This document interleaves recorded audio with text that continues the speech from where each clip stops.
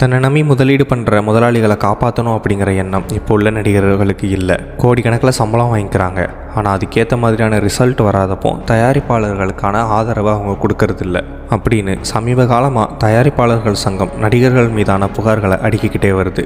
ஆனால் விஜய், அஜித், ரஜினி, கமல் இவங்கள மாதிரியான முன்னணி நடிகர்கள்லாம் அவங்களால ஒரு படம் தோல்வியடையுது அப்படிங்கிற பட்சத்தில் குறிப்பிட்ட தயாரிப்பு நிறுவனங்களுக்கு அதுக்கான வாய்ப்பை கொடுத்துருப்பாங்க.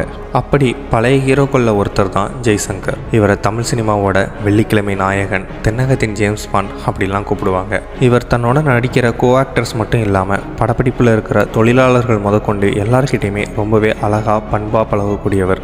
தன்னை நம்பி படம் போடுற தயாரிப்பாளர்களுக்கு ரொம்பவே மதிப்பு கொடுப்பாரு.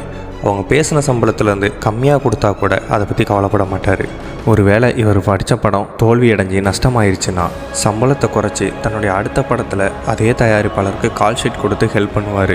இதன் மூலமாக அடுத்தடுத்து தமிழ் சினிமாவும் வளரும், தானும் வளருவேன் அப்படின்றத அவர் நம்பினார். இதை பற்றி நீங்கள் என்ன நினைக்கிறீங்கன்றதை கமெண்டில் சொல்லுங்கள்.